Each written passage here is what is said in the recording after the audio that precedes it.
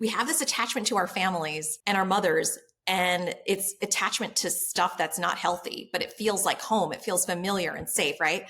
So in order to change that algorithm to being safe with the healthy self, the adult self, it's a process of grieving that they're never going to change, seeing that they have no investment in changing. This is what I call giving up the impossible dream. The impossible dream that our parents can change, that we can have this fairy tale happy ending with them, is a survival mechanism from childhood that gets us through the hellscape of whatever we had to go through, right? That's a helpful illusion. And we need to eventually see that that illusion is not true and see it as such. And then take the responsibility as the adult self for the child in us. We'll make it out and fall in love tonight. On today's show, we are joined by Bethany Webster. Bethany's a writer, an international speaker, and transformational coach.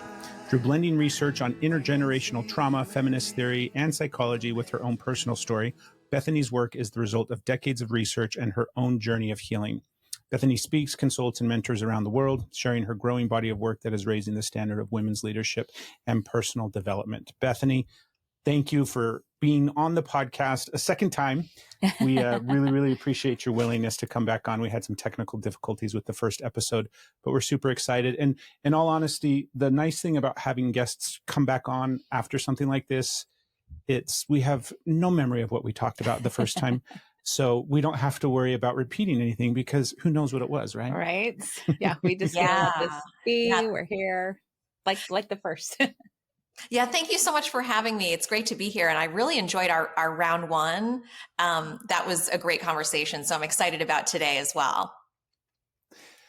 I do want to ask you right off the bat, because I know that we did mention it last time. We don't have to continually refer back to the first episode. I got to stop doing that. But I do want to know about, because so much of your work is the mother wound and getting into the mother wound and unpacking it all and understanding it all.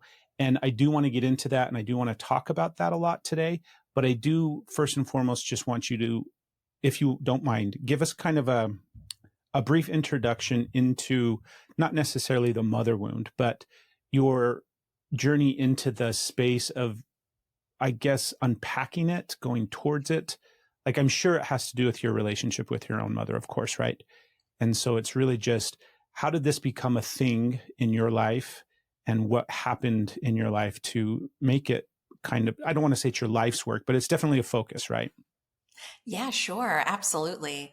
This was never something I planned to do. It kind of happened organically. Initially, I thought I had a really good relationship with my mom. That was kind of the cover story through my childhood and up until college. I had experienced pain with her, but I thought it was normal. Like, I didn't have anything to compare it to. And I thought we were best friends and that, my family was normal. It wasn't until I got to college where I started having really intense symptoms that something wasn't right. Like panic attacks, feeling depressed, feeling adrift, moments of terror, which I didn't seem related to anything that was happening to me. So I got into therapy early, about 19 years old. I was lucky and found a really good therapist who helped me kind of unpack what was happening. But initially, I really didn't want to talk about my relationship with my mom. I was like, no way, I don't want to go there. It's fine. But I started to feel a dread. There was like this dread in my body that like there was something there. I knew it was complex, and I was just hoping, I had this assumption that maybe if I'm really spiritual, that I won't have to actually deal with my family. I think that was the background hope was. So I did a lot of spiritual bypassing through my teens. Just go ahead and go above all the, this earthly realm stuff that gets in the way. Really, we're just going to go up and meditate and everything's going to be much better. Exactly. We can relate. I tried that too. Yeah. Yeah. I think it's very common, right? It's just like, let me just go up and above and beyond. So I was in avoidance for the first, I'd say 5 to 10 years of therapy. I just worked on the other stuff, like romantic relationships, career stuff. And, but I remember Nicole saying to me, we have to talk about your mom at some point. And I was like, yeah, I know. I'll let you know when I'm ready. But through the process of elimination, I started to see, oh, wow, this is actually permeating every single area of my life, meaning the things I learned from my mom, internalized, that she unwittingly, I don't think intentionally passed on, but she definitely did. Messages like, don't take up too much space, don't speak up for yourself, be a good girl, be like me, put your needs last, don't surpass me, as your mother. There were certain unspoken subtext messages that I saw showing up in how I related to romantic partners or how I started thinking about my career. And I was like, wow, I have to deal with this. I really do. And so once I started dealing with it, it was painful, more painful than I ever could have imagined. But something changed. Something big happened where, after focusing on my relationship with my mom, working through it, working through the pain and the beliefs and the inherited things I learned, and even the somatic feelings that were coming up from the trauma, things actually started to lighten in a way that I wasn't expecting. I started to actually, feel like I belong in my body. Like, this was the missing piece, basically, is what I discovered. The mother-daughter relationship and how the cultural influences on it, the way mothers talk to daughters, the private versus public relationship.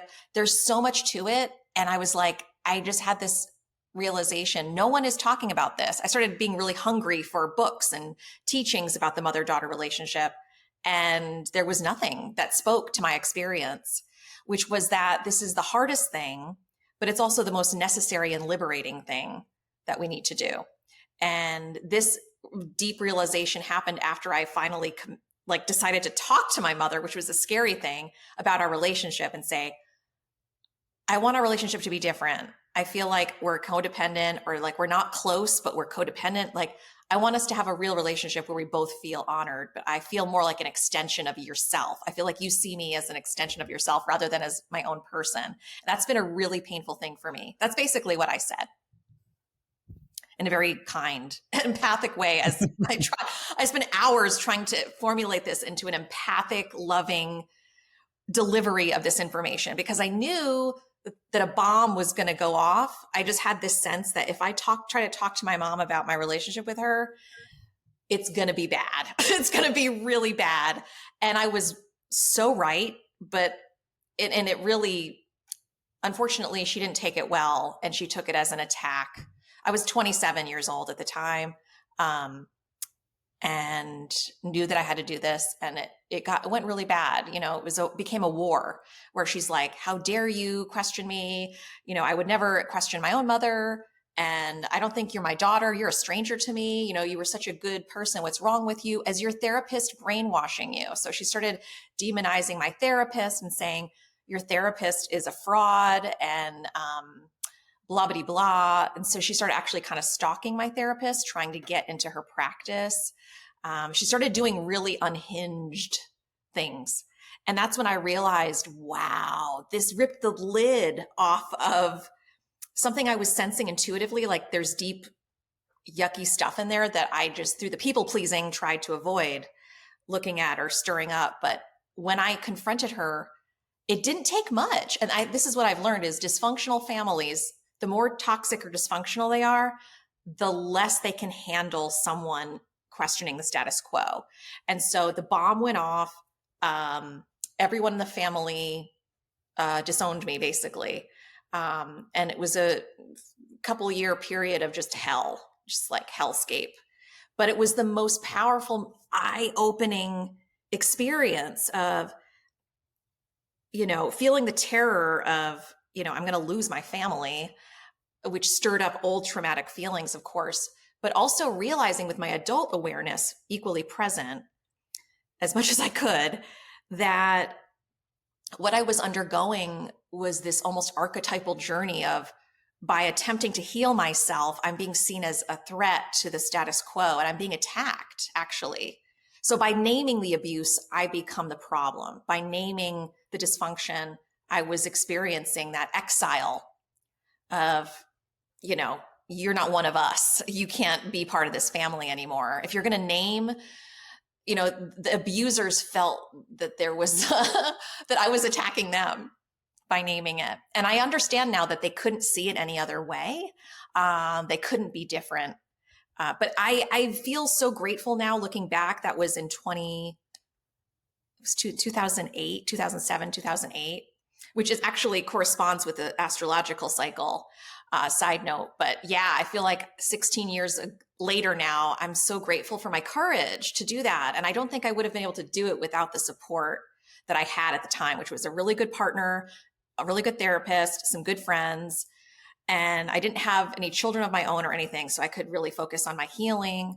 And it transformed my whole life. And I really wanted to tell other women who are going through similar things that they're not alone, that you're not crazy, that this is real, and that this is actually the missing piece in the personal development work and inner work that we need to do to embody the spiritual, to bring it back to the spiritual.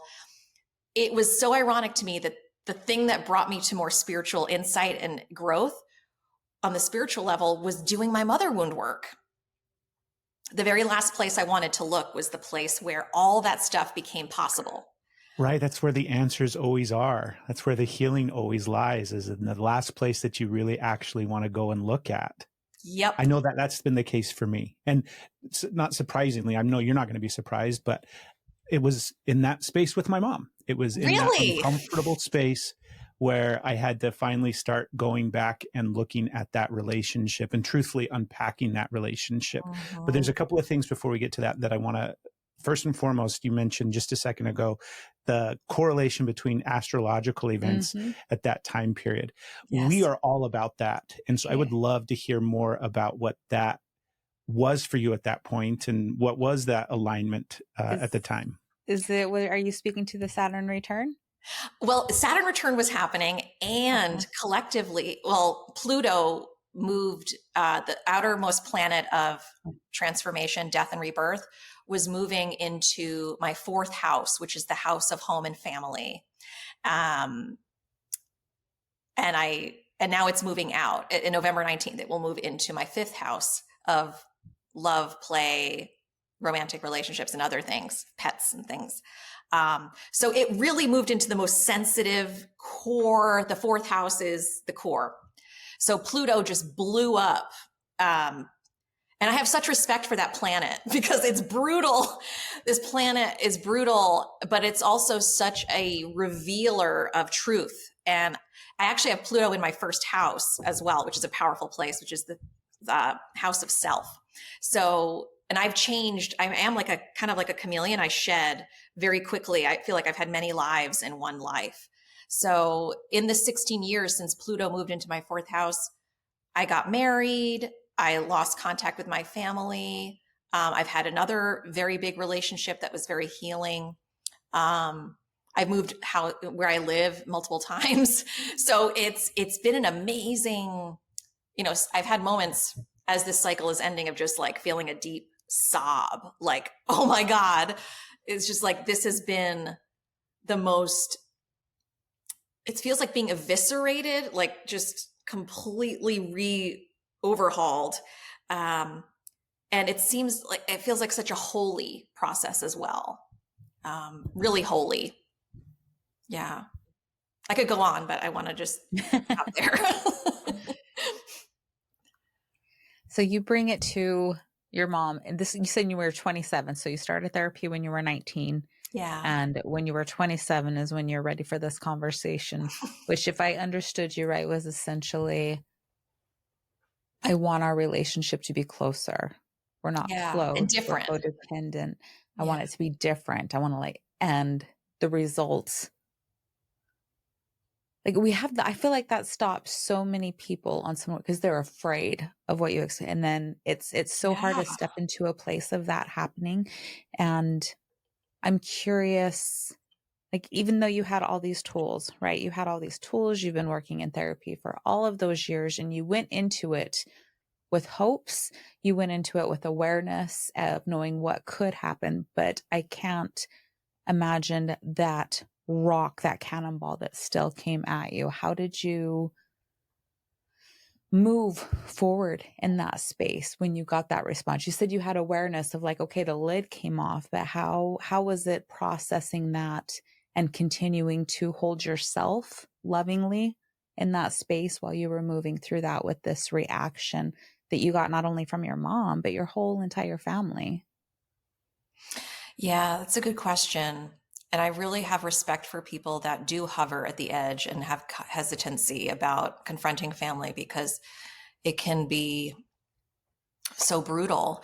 And I think what helped me was just breathing, like just taking it one moment at a time, and having a place where I could fall apart on a daily basis, which at the time was with my partner. And he was incredibly supportive and pivotal, because he saw it, he witnessed it, he was able to validate me on a daily basis. And I think for months and months, I just would cry every day. I'd get home as soon as possible and just wail. And, it was an amazing experience of feeling terror and fear go through my body, even being at work. Like I would get these horrible emails from my mother. Almost like really shockingly childish emails, like, bringing up all of my mistakes and telling me like, that I'm brainwashed by my therapist and I'm weak, and I've always been weak. And it was just like so many strange, it was just like almost living in a Twilight Zone kind of feeling, so just grounding, literally breathing. I'll never forget one experience where I really stood up to her in an email and I just said something like, I need to have some distance from you, or I need to, just take a break from this. I need to. And after I sent this email, it was like the first time I really sent a really strong boundary with her. I was at work and I literally felt my eyesight become clearer. It was like everything became more vivid.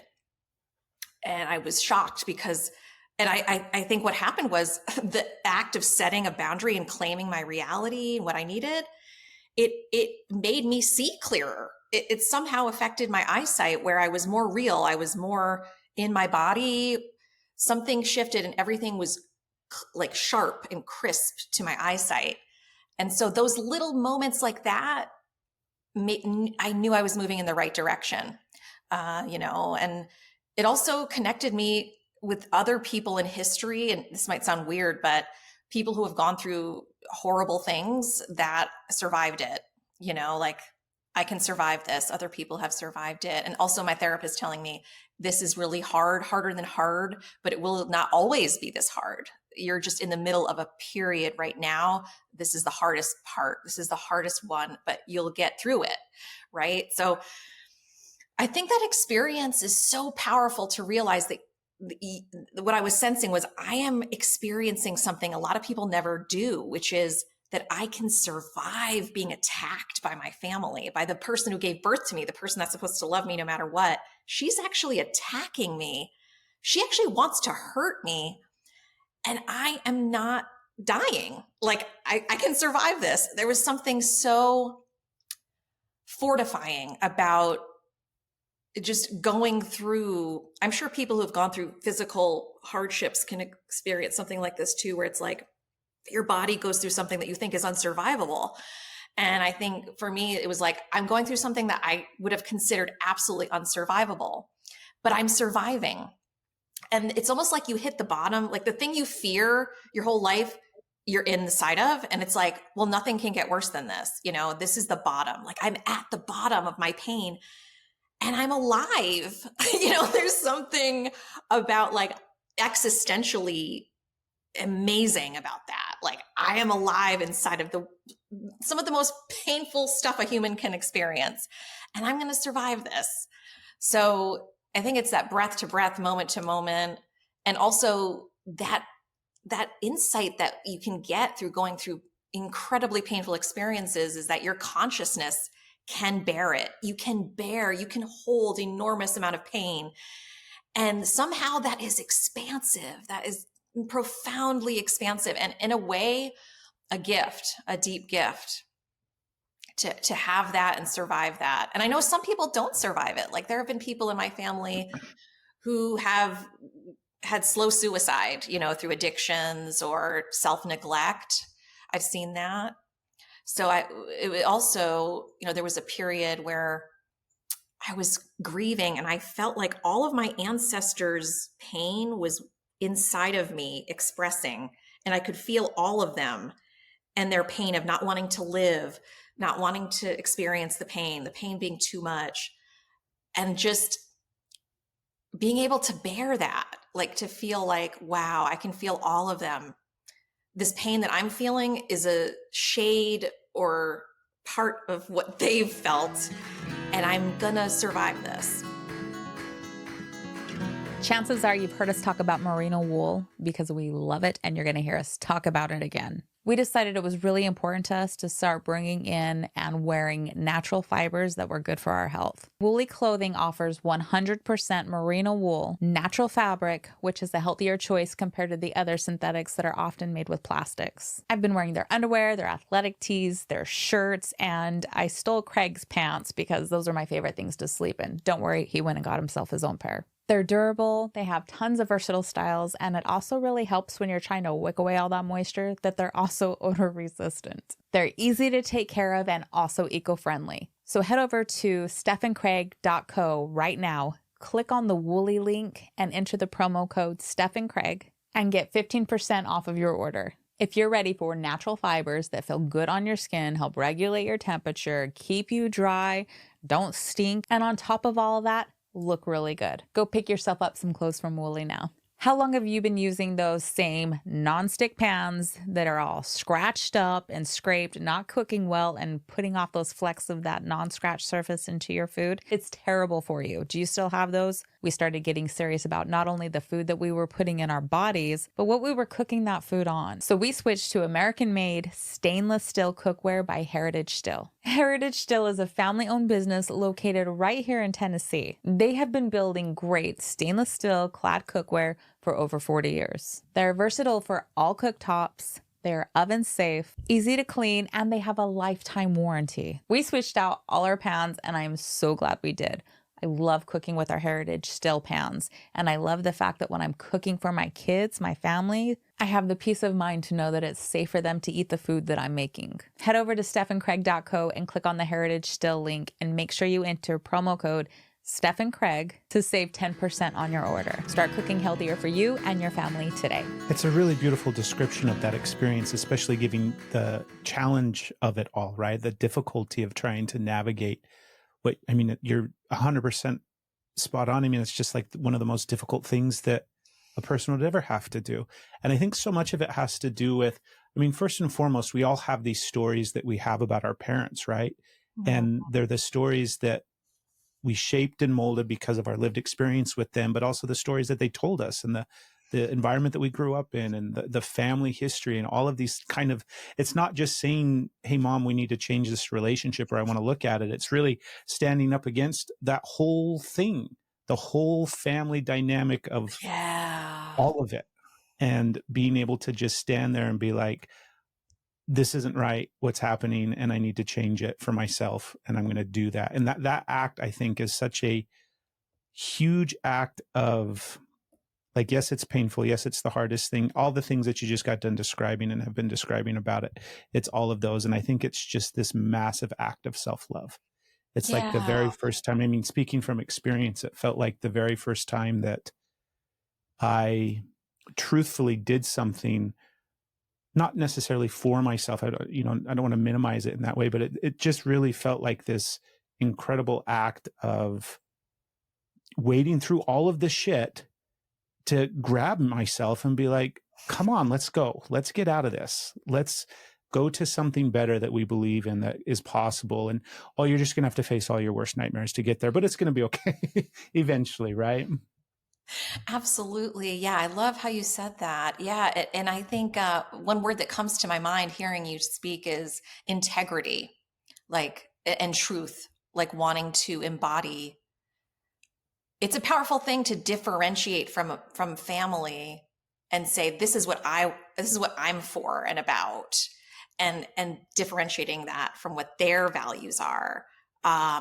Like, my integrity, I think, is the safest space. That was a defining moment where I'm like, my safe space is not with them.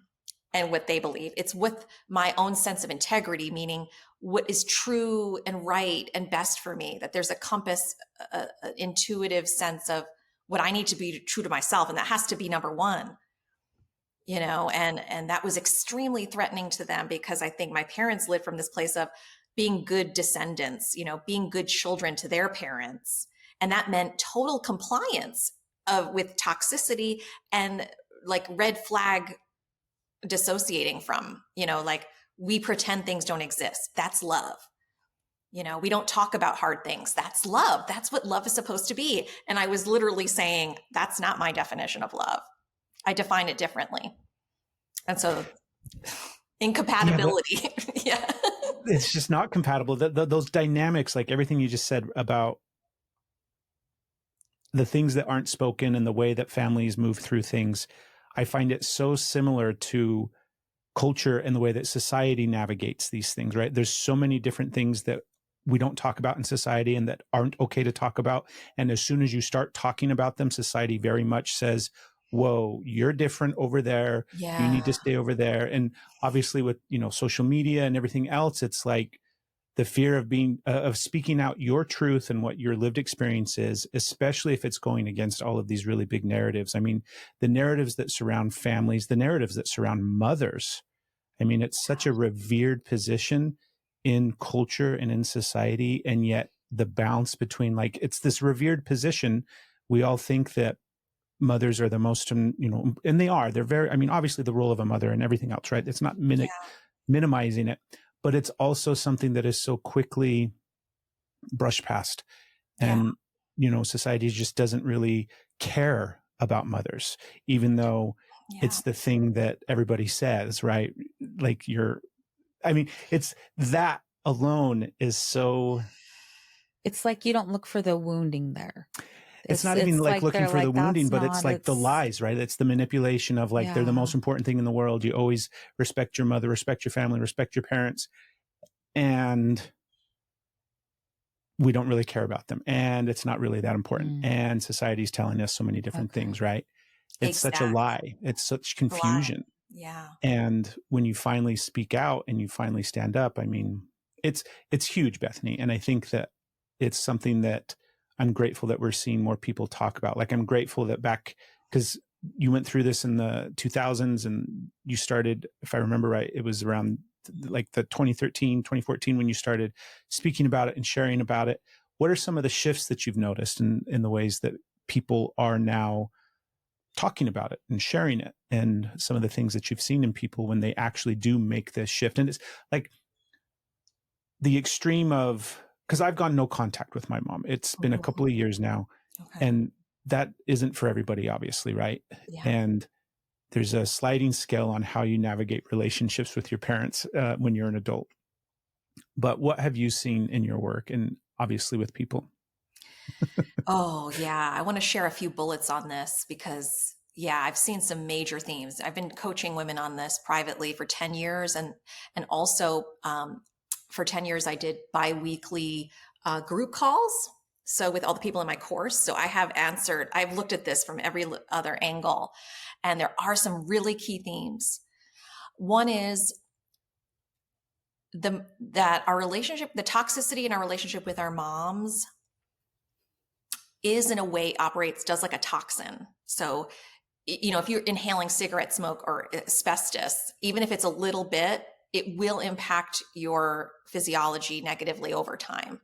And I think, like, I went through this myself. I think almost all of us have to go through this, where we have to really see how toxic the impact it is. Is this something I can live with or not? And a lot of us suffer a lot for a long time by exposing ourselves to our moms. And I'm talking specifically about a certain kind of mom. And when I say toxic, I mean a certain thing, which is mothers who have a negative impact on their children, but they're not in therapy and they don't want to change. They don't want to self-reflect.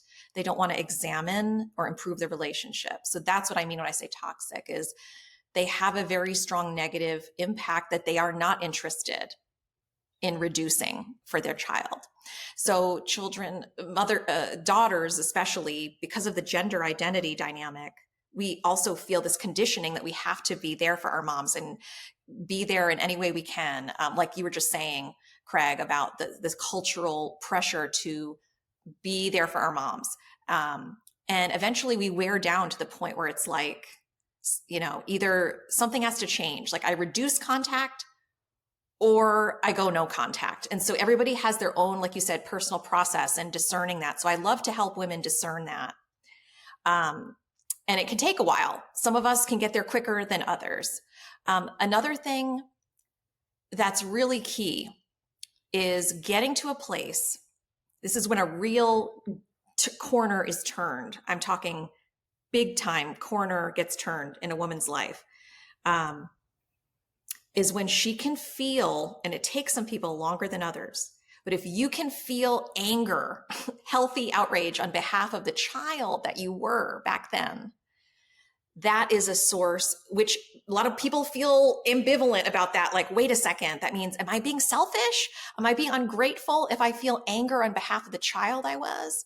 But if you can get there and just see yourself, you were an actual dependent, totally dependent, innocent child in the home of people that were unsafe, and you experienced suffering and pain. If you can look at that, your child that you were, and feel deep compassion and anger, like that wasn't okay what I went through. That was wrong. That shouldn't have happened. That is an enormous source of self-worth that then gets, built and expands because you start to feel your own sense of worth. And that the anger on behalf of yourself is self-love. That is self-love, and that can grow into higher standards for yourself in your relationships, in your career, with everything. So what we do in this relationship has such huge ripple effects for your well-being in every area of your life. So that's a big one, is feeling anger. Another one is feeling compassion for yourself, that you are this lovable child. Like you're a freaking miracle, like you were born never to be born again in the same body, same circumstances. Like you're a miracle. Your life, your existence is sacred. And if you can connect with the compassion for the nurturing that you needed, and to feel that sense of maternal instinct, towards your own child self, that can fill that reservoir of what you needed back then, what I call the mother gap. And that also, so those two things kind of together, like the tenderness towards the child that you were, and a fierce protection energy. I call those the two wings of inner mothering, that we need both. And sometimes we need more tenderness and sometimes we need more fierceness. But that's what helps the child in us, that living energy that's still there and in our brain, to feel, to fill those gaps and to feel worthy and lovable and competent and confident and all those things that we missed from our moms. So those are really, some people are resistant to the inner child work. Like some people can take to it really easily. So it's all very, and I feel like everyone's pacing is sacred and deserves respect. Like this isn't stuff we can just like force ourselves to do. It has an organic flow to it. I want to go back a little bit to, you talked about differentiation and how important that is, and almost like becoming, it's like you can identify not post and pre, but it's such a significant moment when you actually differentiate from your parents. And I think about that growing up, right? There's a time when you're a teenager and you're kind of like learning that you can make your own decisions and do the things that you don't want to do. And it's even younger, I think, too, right? When you realize you don't have to do what your parents tell you, or you can lie, and you can do all of these kind of different things throughout just the normal process of growing up.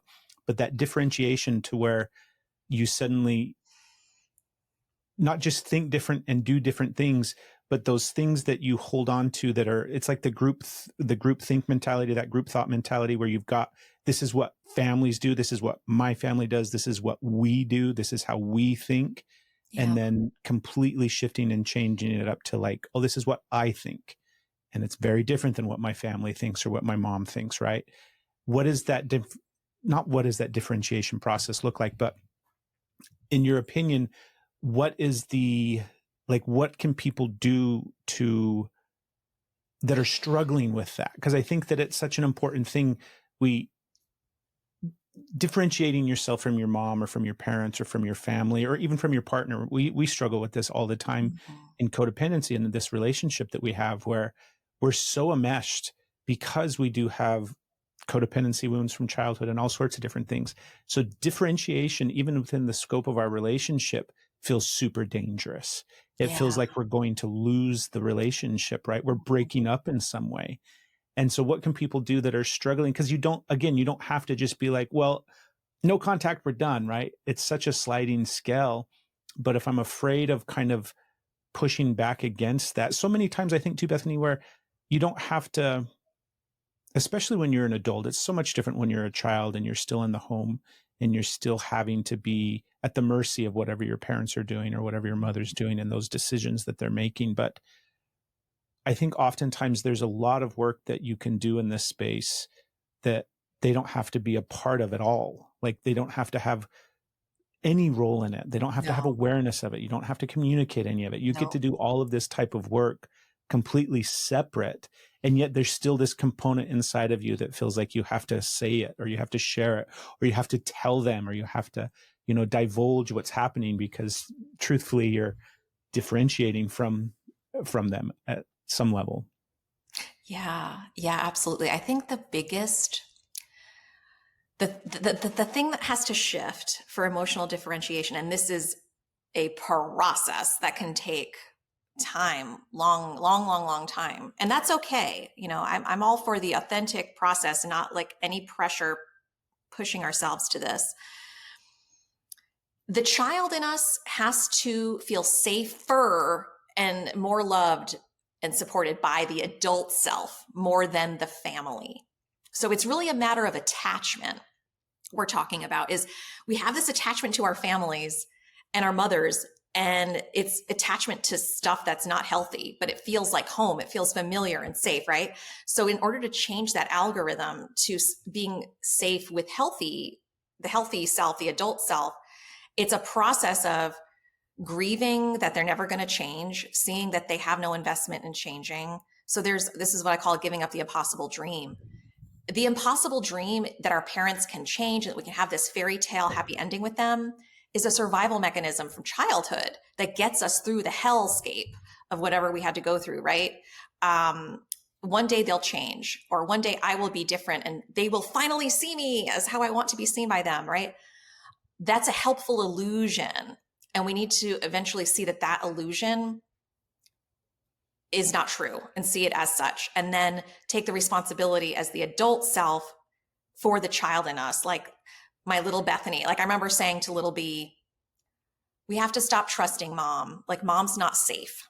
And I know how much you want her to change. I know how much you want her to see you and you deserve that, but mom is just not capable of that. Like we were having this conversation with my inner child in my head. And I was shocked when my inner child said, I don't care. I'll wait forever. Like I want her to see me. I will wait till the day I die, last breath. I don't care. I need mom's love. That's the most important thing. That's like oxygen. I need that. And I remember being like, whoa, okay. So the attachment to that was like white knuckle survival level attachment. And I just had respect, like, okay, that's what I needed to believe. And it took time to turn that child, almost be disappointed again. And you almost have to be worn down as well with disappointment by your family. You have to feel wretched, horrific pain in relation to them to really start to learn these people are damaging. They're destructive. They don't have, it's like, I call it this, like seeing a dead end as a dead end. We have to learn to see the dead end for the dead end that it is, meaning going back to the empty well, and then have those hangovers after the family visits. So we have to almost like decondition ourselves from that impulse of attachment that says, I go mommy to be happy. Mommy, help me, or the hope that mommy will change. We have to actually see that as a destructive impulse and turn the child, I almost see it as like turning your inner child around again and again towards you. Like, I'm your safest person. I'm your safe place. I love you. I've got you. And just really earn that trust. Like the inner child doesn't just say, sure. And she won't. It's like she has to be disappointed on one side forever, like over and over. And then the other side, you have to be there as the adult self who's saying, I'm here. I've got you. I'm here for you. I see you. I love you. You're lovable and worthy. So these two things have to happen in conjunction. Does that make sense? That makes so much sense. Yeah. So these things happen in conjunction. And when they happen, eventually the child stops looking at mother as safe and starts seeing her as the toxin that she is and doesn't want mommy. And the things that represent mommy in life start to feel yucky, like, you know, like people that are treating her bad or situations that are harmful. So there's this whole turnaround process. It's like turning around a big ship, you know, it's like, it's going to take a while. But when that happens, that is a magical moment when all your power is now inside of yourself. All your power is in your body, in your system. It's no longer drained through this attachment bond. So there's a levels thing. The trust has to be more with the adult self than with the family, the toxic family. Because as long as that inner child believes that some kind of compliance with the original family is where her safety is, you're just going to be on this merry-go-round. And even if you have no contact with your family, it's going to happen elsewhere. You know, with bosses or even with your own child, you can project mother onto your own child even. So that's really that crucial thing that I try to help people get to. The thing that stood out to me in that, what you just described, was realizing that need of the child to continually, like, no matter what the situation might be, right? The whatever their lived reality is from the external looking at it, however terrible and toxic and horrible it might be, they will always go back. They will always convince themselves that that's where safety is.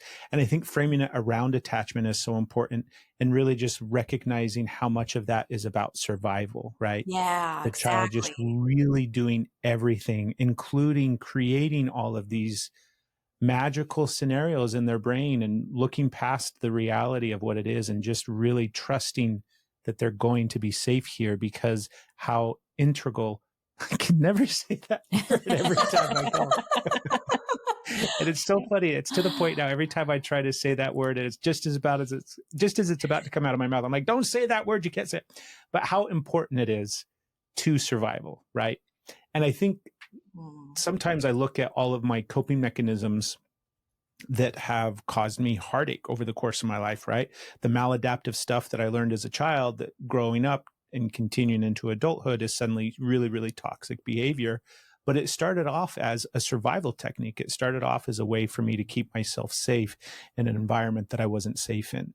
And this is the same thing, right? My inability to distance myself from my mom or from my family in general, right? Always going back to that space of that wasn't healthy, that was very toxic, is just because I was trying to survive, because there's that part of me that is just going through the process of trying to survive in those moments.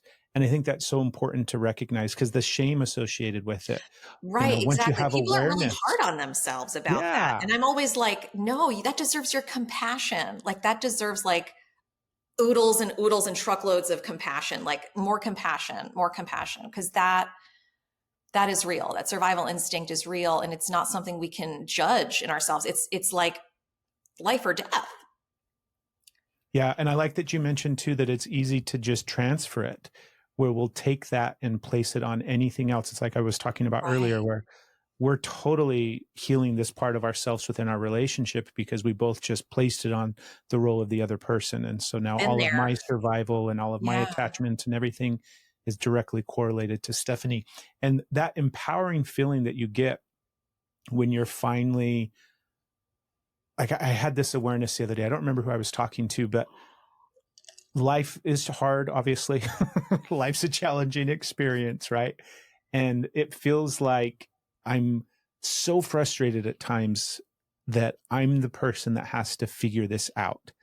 Like, I'm so mad that there's not an adult that I can go to and be like, fix this. What the fuck am I supposed to do right now? This is too big for me to solve and figure out. You figure it out and then tell me what I need to do. And it's empowering to be the person that has to do all of that. But then it's also really shitty. Like, it sucks that you can't go to your mom and be like, tell me what to do and help me figure this part out, or even just make me feel better, right? Yeah. And it's also incredibly empowering when you are that, like when you turn your little inner child around, or better yet, like I get, not all the time, but I do have experiences where I very much feel like they're coming to me. Like my 4-year-old boy is like, oh my gosh, I'm so glad you're here. This is so scary, but you're here and now I'm going to be okay. Like that is the thing that just gives you so much strength and hope and suddenly makes it, not just possible, but like, oh, I'm going to be okay. Like you said, I'm going to do the hard thing. I'm going to face this bullshit that my family's given me. And because it does feel like you're being cast out. It feels like you're making a decision to leave the village, right? You're like, this place isn't safe for anymore. I'm leaving. And it's such a scary journey. It's such a scary experience. Yeah, exactly. And you bring up something that I think is really key, which is when we're doing the hard thing, which is the courageous thing of stepping away from our toxic family, we get that label from them that we're being bad or wrong, but actually we have not caused the estrangement. The estrangement, the source of that is in the family. But us leaving, we can label ourselves or be labeled by them as the problem, when the problem exists in the family. It's not in the person leaving. The person leaving is a byproduct, and a healthy one, of getting ourselves out of an unhealthy situation. So that's a sign of health and something to celebrate. But it's so easy to get caught up in the, I'm the bad one, I'm the wrong one. Like you said, like it feels this exile type of feeling, like we've been exiled, and when actually we're the healthiest one in the family. So it takes a lot to rework that, while it's happening. Because when it's happening, it's like there's almost this ancient feeling like I can't leave them, or I'm leaving them behind, or, I'm supposed to be with them, or it has these ancient feelings come up. I don't know if you guys can relate to that, but it's almost like this primal feeling of wrongness of having to leave one's tribe or clan. I don't know about like deep, the roots, the blood, leaving the blood behind. But I think the people who do this, I'm so encouraged by people talking about estrangement now as people forming healthier families and being healthier people, and how that's good for society. That's good. It's not like the destruction of the family, the boomers, the patriarchal state says something like that, like families are breaking up everywhere, and why is this happening, and this is horrible, all these young people are leaving their family. And it's just like, this is a sign of evolution. We are no longer tolerating and dying inside of these family. We don't want to keep repeating pain, and that's a sign of health and healing and well-being. That's something we should celebrate about society, is helping everyone be their best and feel their best, and not feel like they have to, that loyalty is accepting abuse. That right there. Yeah. That right there, right? That loyalty is accepting abuse and accepting toxicity and accepting all of that. But of course, the people that are not ready to look at their behavior as possibly under that umbrella are going to reject that. And that's part of it too, right? Is just realizing some people are not there. Some people don't have the capacity to withstand the shame. What I notice, and this in myself, I speak from experience too, I really want to talk about this relationship thing you brought up too as well, that when we feel shame, what can happen is it disconnects us from ourselves and disconnects us from other people. And so if we're feeling a lot of shame, it can prevent the necessary self-reflection and information about our own behavior. So we can't take feedback when we're in shame, even if it was coming from someone who wants to better the relationship, So our ability to work with shame, I think, is a key part of the process, is like letting go of shame. Like there's nothing shameful about any of us. We just are the products of our conditioning that need to be reworked, I think a lot about shame is because it is so hard to take, like anytime you're in a moment where you're feeling ashamed, right? You're remembering something, or you just did something, or whatever the case may be.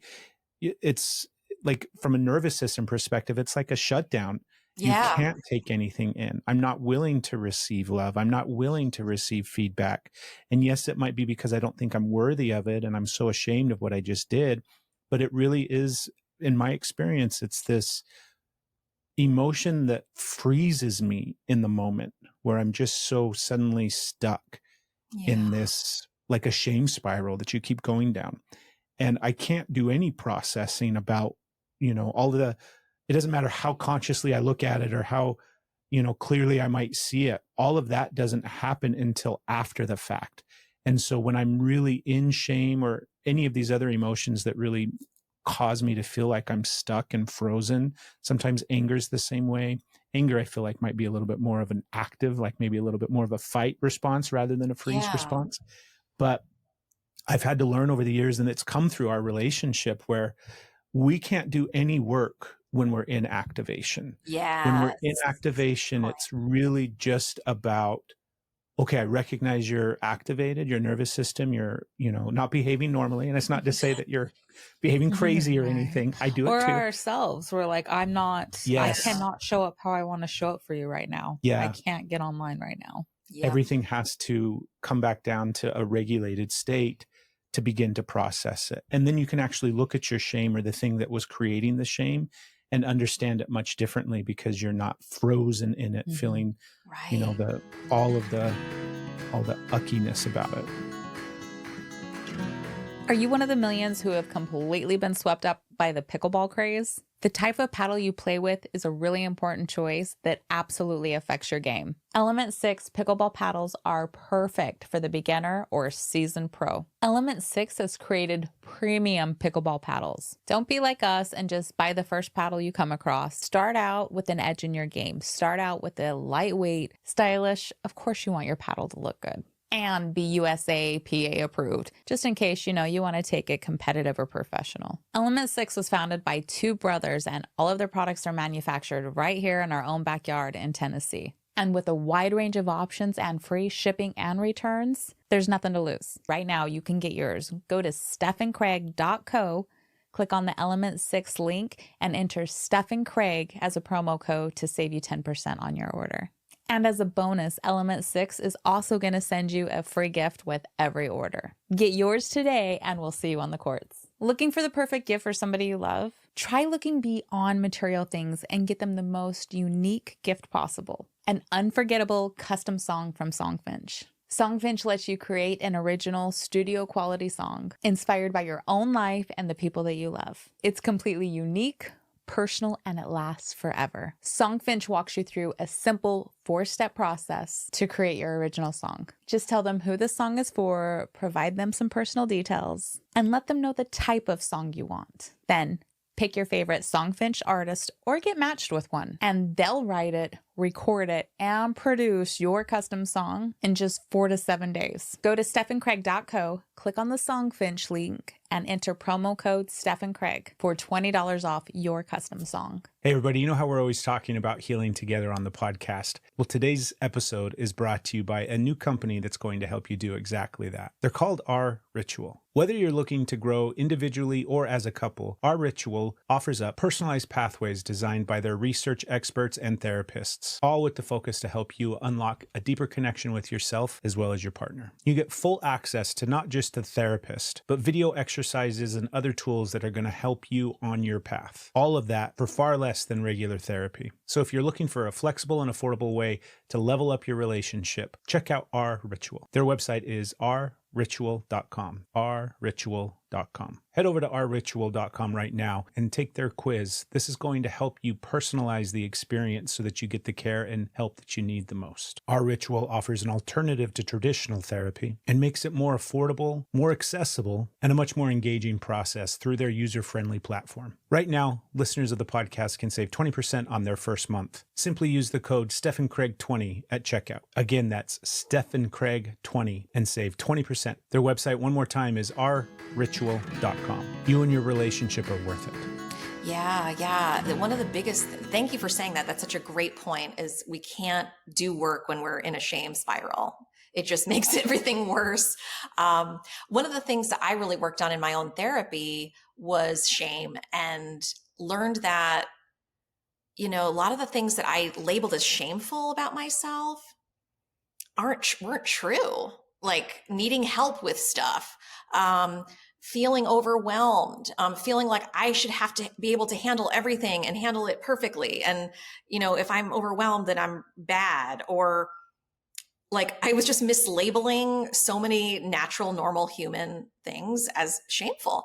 And one of the things that my therapist has helped me a lot with is just realizing I get to be a human being.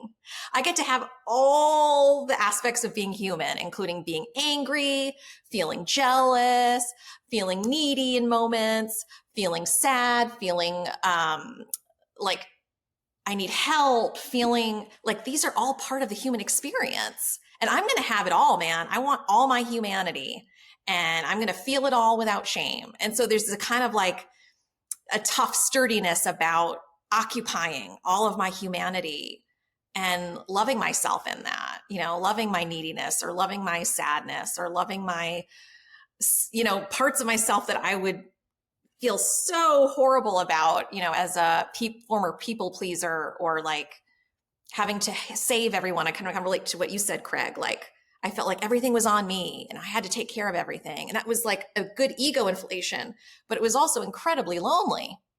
So kind of dismantling some of those identities and realizing, oh, I don't need that identity anymore. I can just be my human self.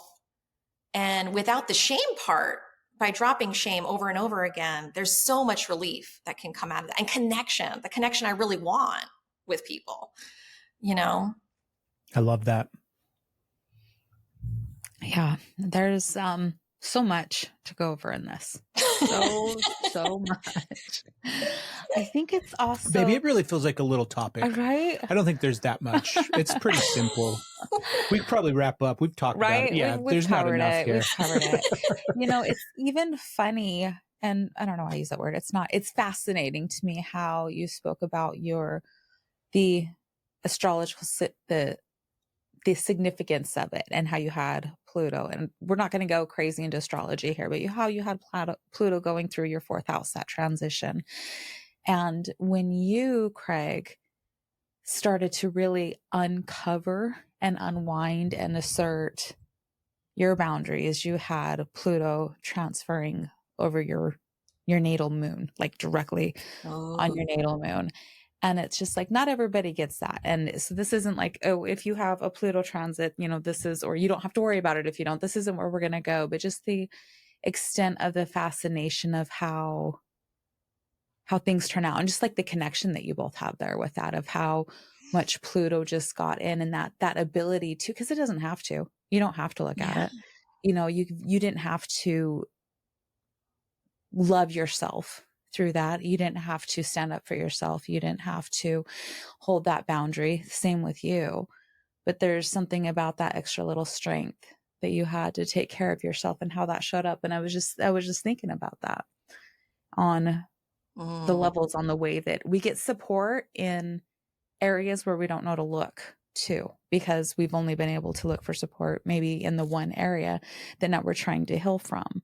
And so it's just kind of fascinating, and that's been going through my mind. It's very on cool. That as well, on how that can show Steph's up. our, not when I say our, I mean it's not like you know, the team over here at Steph and Craig, which is us. Steph is our resident astrological everything, right? So cool. She keeps me in touch all the time about what my stuff's doing, and I'm like, awesome. I don't have to learn all of that because now you know it all. Yeah, I've been going down the rabbit hole. It's really fascinating, isn't it? It's really fascinating. It's really fascinating. And it's just it's just another component. And this conversation, Bethany, is just, it's really like, I'm pretty raw today. I'm pretty tell me, raw. how are you, Steph? Talk to me. It's a lot right now. It's really a lot. And like, I'm sitting over here listening to this conversation and trying to not just cry the whole time. And it's so much. And I love how well you're speaking about it, and the light that's coming through, and the connection, and how when we talk about pain, when we talk about experiences, when we talk about life, and we're allowing the full spectrum to come out, you know, the good, bad, the ugly, all of it. It's just a way that it paves new roads, in a sense, it feels like, of where there's other possibilities and there's hope. Like, sometimes this road can feel so alone, no matter where you're at on it, no matter what your relationship is with your parents and life, you know, no matter where we are, just to have that moment of like, not feeling alone, that somebody knows, and you don't want anybody to know your pain. You don't want anybody to be going through a hard time. It's not like, I want you to hurt too. It's not that, but there is something significant about community when you have felt completely isolated. Yeah. And all of those, like the shame is hitting really hard too. And what you said about, they just weren't true. The things that you were shaming yourself over, Yeah. they're just not true. And that hit true. so much. That hit so much. And it's so impactful for people to hear, to start reevaluating shame. There's healthy remorse. We're not free of our actions, right? We don't go through this life without creating things that is a healthy thing to be remorseful over and to learn from and to not do again. You know, there are things in our life that we have to reflect on, but to be able to really counter what is something that I was taught to shame, that was really to perpetuate behavior from somebody else as opposed to a behavior of myself that I need to change, is big. And the way that you speak to it, I feel, is really big. Oh, thank you. Yeah. I love that we got here today to talk about shame because, yeah, I think shame is one of those things that it's like the definitions we get from our family of what's shameful. We just think that's reality with a capital R. Like that's how things are. And then it's so empowering to see, oh, wait a second. That was just their definition of what is shameful or bad or wrong. Or like I have this random memory of I still remember it. It was so shocking to me. I was at the gas station with my dad and we were going in, I think my brother was there too. We were going into the 7-Eleven or whatever. And I think he hit me, or maybe it was just an emotional thing, but he just said, "You look like a slob." And I think I was like 7, maybe 6 or 7. I just had a big like stain on my shirt. I think I had a popsicle earlier in the day, or something like that. But the way he said it to me, it felt like I just got punched. And I remember feeling so disoriented, like almost left my body, and it's like, that was just his moment of feeling triggered and maybe insecure about something that had nothing to do with me.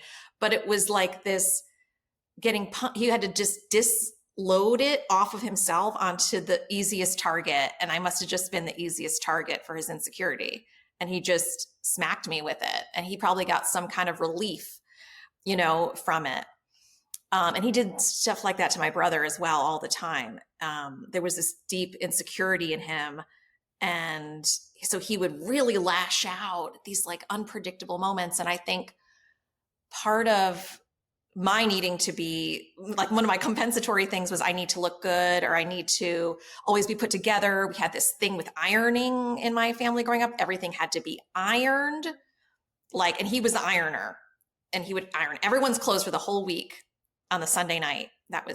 And it's like, holy moly, that was like their stuff. That has nothing to, it's so, in a way, kind of makes me smile now looking back, because I'm like, I can really feel how that impacted me, which was horrible. I mean, really horrible. But at the same time, it's like, that was just my dad's stuff. It has nothing to do with me. So kind of creating that space between how we were physically conditioned to feel shameful about something, and then, oh my God, I don't have to feel shame about that. Like I actually can let that go. There's some immense expansiveness in that.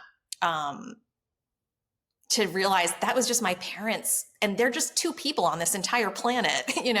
They're not the arbiters of what's real and what's true. I, as a human adult woman, get to arbit and determine and define for myself what are my definitions, and then live under that. So I think that's really good for the inner child too, to help the inner child realize there's never been anything shameful about you. You just grew up in a home of really immature, emotionally immature people who were very unaware, and they harmed you. And that wasn't your fault. And what they said wasn't actually true. It was just what you had to endure. And now we get to define things for ourselves. And that's a huge component. Yeah. That emotional immaturity and recognizing that exactly, because that's the other thing too, that I think oftentimes we never, and you see this all the time in society. I mean, it's the program is do not speak ill of your parents. Totally. And right. I mean, that's just the way it is. It's like you can say a little bit. There's like this, you can talk a little bit of shit. Yeah. But you can't say a lot. Yeah, pre-approved jokes. Yes. Pre-approved conversations. But that emotional immaturity really, I mean, that hits the nail on the head for me. And when we started really framing everything that way and looking at it, it doesn't take away responsibility. It doesn't take accountability. It doesn't change. It's not like forgiving them for anything.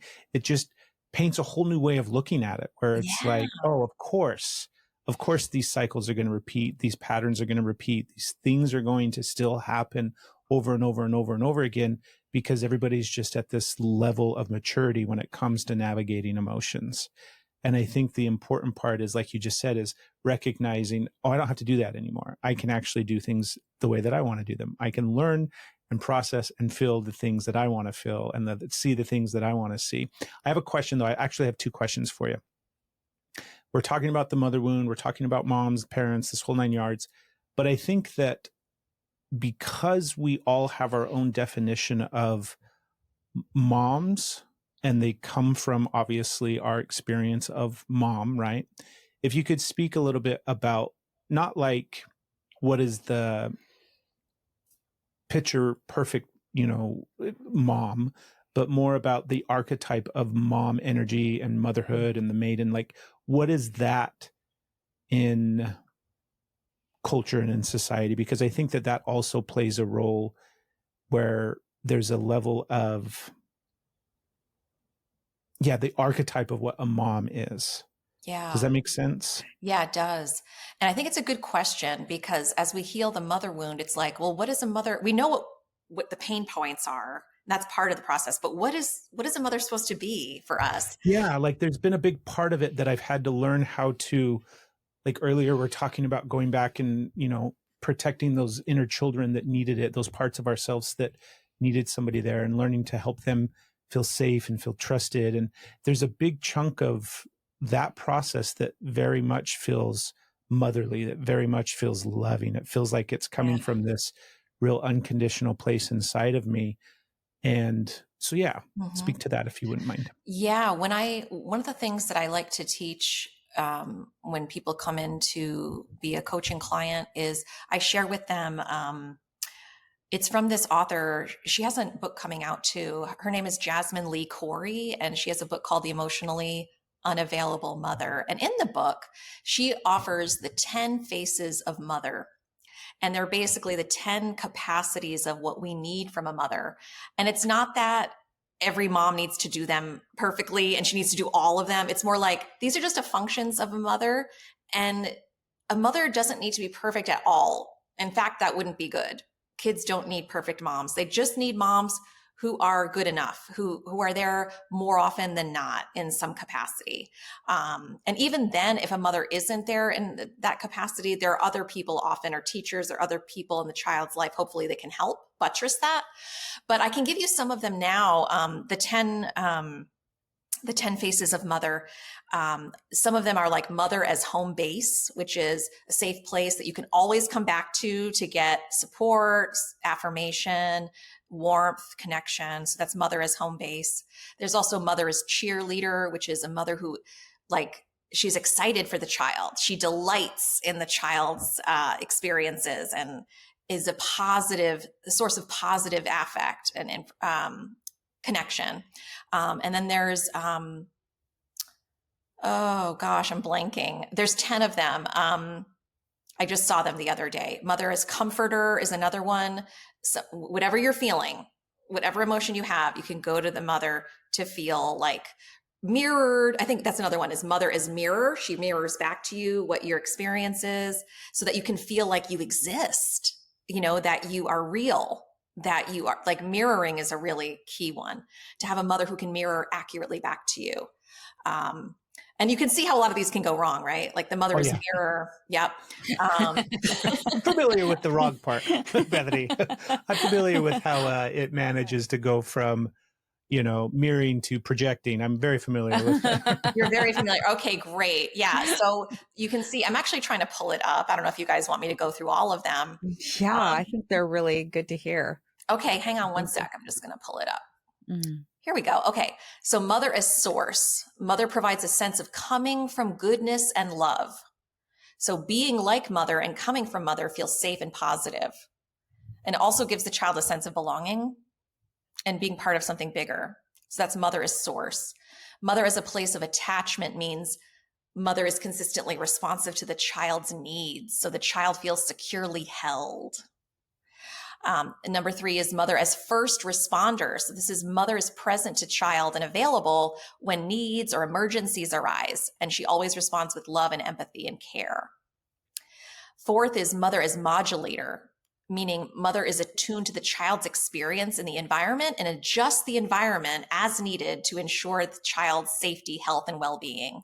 So that means like if you're really freezing, shivering, your mother will bring you a blanket, or mother will turn up the heat, something like that. That's a basic example of that. And then 5 is mother is nurturer. So mother is affectionate with the child, soothes, calms the child. She's reassuring and understanding.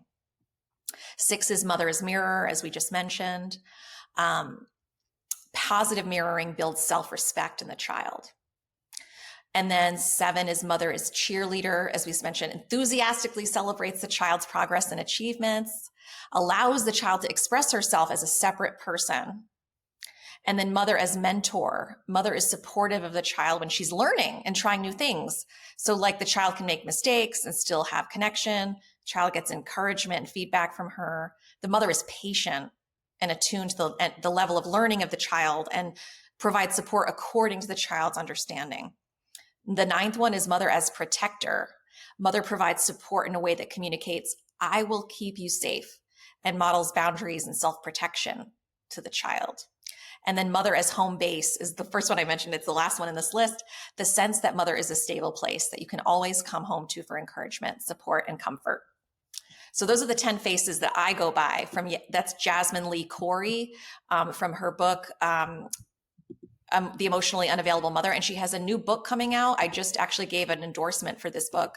It's a workbook that goes with that book. And it's coming out in the next few months, I think, maybe in January. So look that up. She's someone I highly recommend for this. Yeah, work. we'd love to have her on the podcast. It sounds awesome. Yeah, absolutely. I could connect you guys. It's such a great list. That would be great. That's, as you were reading off all of those things, there's a part of me that is really sad. Yeah. Because I can feel, some of those I just never got. Some of those I got, in small amounts. But I'm also really grateful that I was going through at the same time and seeing how I'm doing those things for myself now. Yeah. And that is like the part that I'm just like, again, it goes back to some of the stuff that we've been talking about where this is a really hard thing to go through. And again, it doesn't have to be no contact. It doesn't even have to, like your relationship with your mom doesn't even have to change. You can change how you see it and how you move through, there's so much work that you can do around this stuff that doesn't really have to, again, project out onto the other person. But what was I saying? I'm realizing that I'm doing a lot of that stuff for myself now. And it's a great list of just that. Like, this is how I want to treat myself. These are the things that I need in order to feel safe, to feel seen, to just feel at peace in the world and with my life, and how, to go to bed at night and just be like, I feel good. I've got to have all of those things kind of checked off the list. And I like the idea that it's not up to anybody else. I don't have to rely on anybody else to do any of these things. I can create an environment and a life and a lived reality where all of those needs can be met by myself. And then, of course, I get the opportunity to have safe people help me meet some of those needs as well. Yeah, Craig, I think that's an important point. I want to emphasize what you just said, which is it's not that we don't need people. It's not that we don't want relationships, but we take primary responsibility for ourselves. I think that's the key. Like when I've heard criticism or someone will just say to me, like, we need relationships. It's not like we should be able to do everything for ourselves. Like people go that way, it's like, well, it's more complex than that. of course we need other people and belonging and community and relationships, but we need to take that primary responsibility for ourselves and know that, operate from there. And I think that's what helps heal codependency in relationships as well, is when our inner child gets that her or his primary safe place is always with the adult self, not with the partner. The tricky part is when the inner child is looking at the partner like mommy, daddy, like you're the one and I need you. That's when things get super messy. But of course, that's the laboratory, right? Of how do we heal these wounds? We need that. We have this projection function, I think, for a reason, right? When we can be conscious of our projections, we can see ourselves through the projection aspect. And then if we can take responsibility for that projection, turn that child back around and say, I'm here for you primarily. And of course, the partner is part of our family and our safe place. But we can't look to her or him to be the mommy that we missed. Your mommy that you missed is here. And it's better than the mommy you missed. This is like the real deal. You can get your needs met here, you know? And one of the ways that I invite people to do that is like our partners will let us down, right? The partner will always fall. They're human, so they're going to make mistakes. So when that happens, is to say to the child, I'm here with you. Even though, you know, our partner let us down, I'm still here. I've got you. And that's something I used to do in my marriage, was when he would let me down, I would just say, and she would be crushed, you know, and it's like, and I'm here with you. And when we can fill that gap in the disappointment or in that re-traumatizing pain, we can start to build that strength inside. When you were talking about, because there is that whole thing, I mean, people will go down the level, not the level, but there's plenty of people that think that they don't need anybody else to, you know, I can do everything by myself. Sure. I don't need relationships. You know, everybody, that's not what I'm talking about when I was talking earlier about being able to meet all of these needs myself. And when you highlighted that and you talked about that, it was like, oh, the distinct difference that I feel when I'm in that energy of like, I'm doing everything myself. I don't need your help. I can do it. I can fix it. I can do this. That feels so much different than like this embodied experience of like, oh, I can actually meet my own needs. Like it's such a different energy. It feels so, one of them feels very closed off. Like I feel very narrow, like, you know, I'm activated when I'm in those states where I don't need help. Leave me alone. I don't need any help. I can do it by myself. It's like a toddler. I do it. Exactly. Right. And it feels very much like inside, I know I can't do it. Inside, I know I'm failing. Inside, I know I'm full of shit. Like I definitely need help with what I'm going through right now. It's a defense. Yeah, it's totally a defense. But this other side is just, it feels so expansive and opening, and it's so full of hope, where it's like, oh my gosh, like the level of realizing that I don't need to rely on other people anymore to have those really core needs met. Right. The feeling of being loved and accepted just as I am, like 100% across the board, just as I am. I don't have to change anything. I don't have to be anything else. I can just simply be who I am, and I love me. Yeah. Right. That alone feels so incredibly good. And then it's just this beautiful gift when you get to have other people come into that space and love you when you have that as your foundation. Right. Like the secure attachment. All of this is about relationships, I think, and all of this is about attachment, but it's this really beautiful part of being able to be securely attached to myself. Yes. There's nothing in between me and myself. My mom's not there. My dad's not there. Steph's not there. I don't have society. It's just me and me. Yeah. Nothing else is in the way. Oh. And it's such a beautifully secure, attached relationship where, like, as the adult that I am today, in the version that I am, you know, I've got it. Like, I've got that guy. I've got that little boy. Yeah. He doesn't have to worry anymore about any of these things, even though he might still worry. And there's plenty of times where I still worry. But that's the other thing too, is I think I was going to ask you, you know, you heal the mother wound, you go through this work, you go through this process. And I think so many times, especially on the outside, maybe somebody that's listening to this podcast, or even just in the space of their own healing work, I think so many times we get stuck in this dynamic of thinking that it's just super linear, right? I'm going to heal this thing, right, and now it's good, and now I'm going to move on. But Or that it only applies to women. Or that it only like applies to mother women, figures right? or daughters. Yeah, obviously it's across. Yeah, it's a the human board. experience. Yeah. But if you wouldn't mind sharing some of the experiences that you've had, how it still shows up sometimes and how you still have to navigate it and how it's still a continuing journey and a work in progress all the time, right?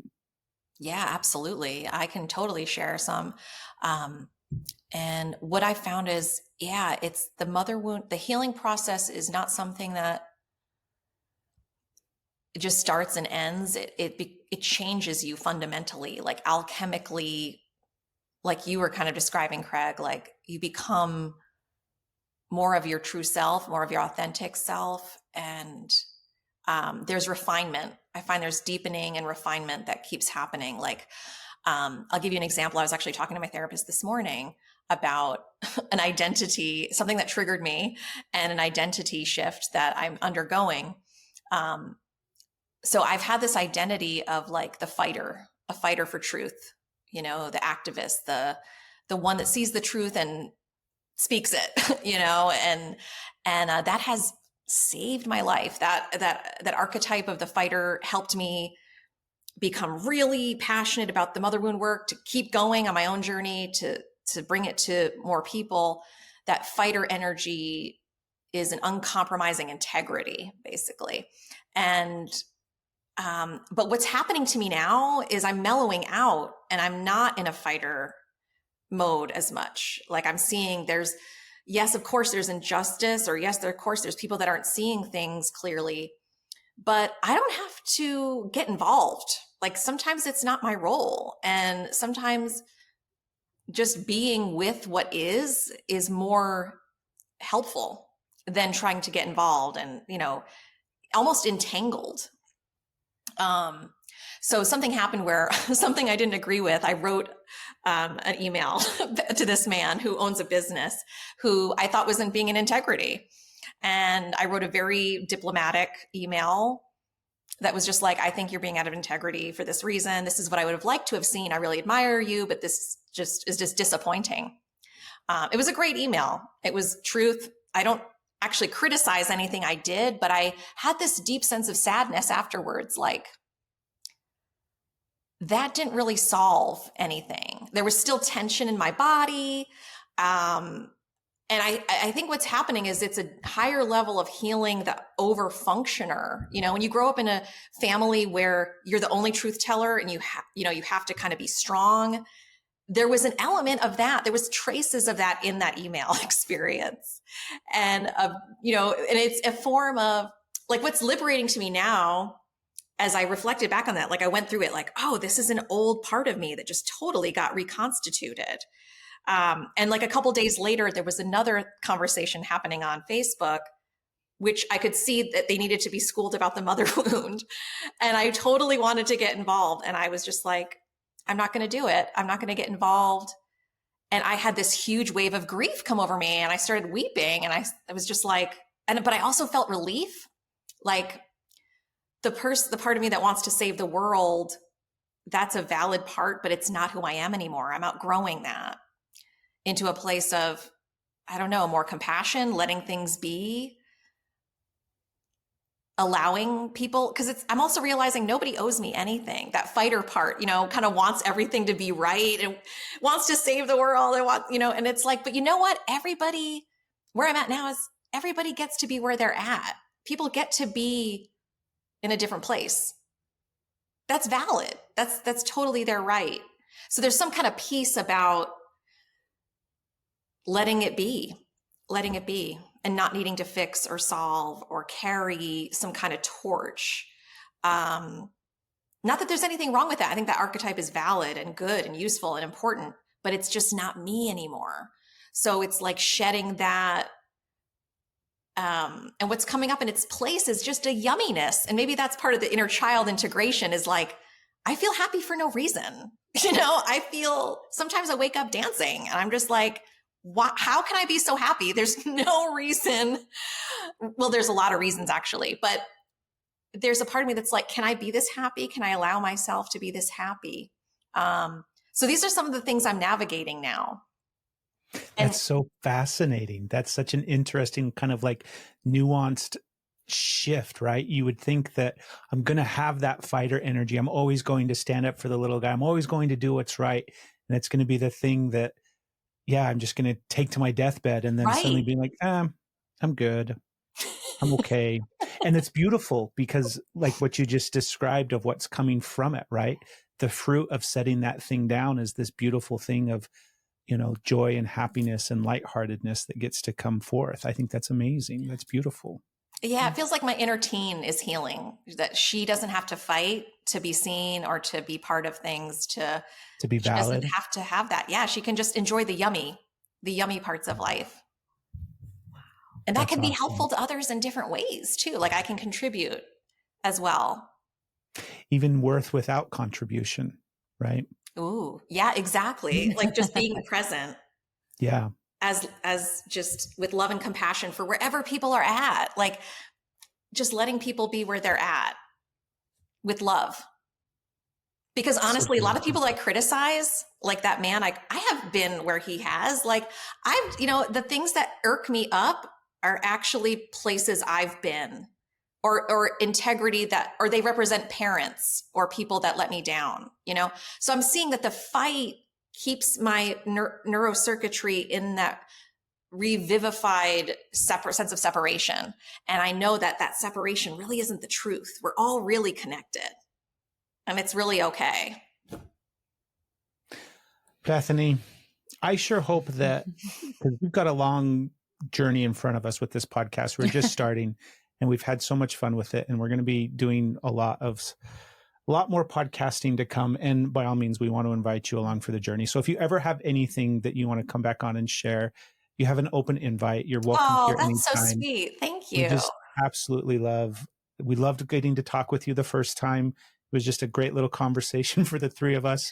And this is even better now that we get to share it with everybody. But you're such a gift. Thank you. Oh, thank you. Yeah, I just feel I appreciate you both so much. And I love being part of a couple. Like you guys, I really think you have something unique that you're doing. And I'm glad to be part of it. So thank you for having me here. And I look forward to talking again for sure. Thank you. What's the easiest way for people? Go ahead, babe. Oh, no, I was just like on that page. I was going to say for all of the people that are listening, especially women, the mothers that are recognizing this wound in themselves and then heard that checklist and they're like, how am I showing up as a mother? I want to heal this so I can show up. How do they get a hold of you? Where can they find you? They're like, I'm ready to work on this. I'm ready to look at this and start healing this. Where do they find you? Yeah, please come to bethanywebster.com, where I have dozens of articles, free ebooks. There's a free email course on how to heal your inner child. And then, of course, there's mini courses and there's just a ton of stuff. It's like a playground. So you can go there and just see what feels most attractive to you, what calls to you. And yeah, I just want to give a shout out to the moms. So many of us didn't have moms who actually were reflective or could do any of this work. So much respect and love to moms who are like on the path, because that's really what kids need. They don't need perfect moms who do everything perfect. They just need moms who are on the path of self-awareness. And that's the biggest thing you can do, is just be on the path. So a lot of love to the moms out there. And thank you, Steph, for doing what you're doing in your family for your kids.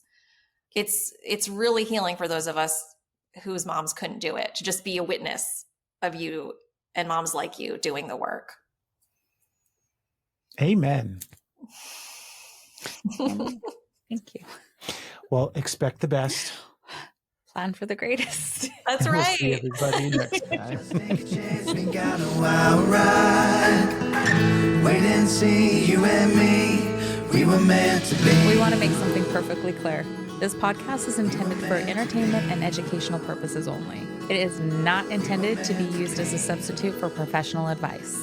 We're sharing with you our own personal experiences and insights, things we have found to be helpful on our healing journey. But we are not licensed therapists. If you need help, it's important to seek out a qualified professional. Remember, we believe that we all do better when we heal together. See you soon.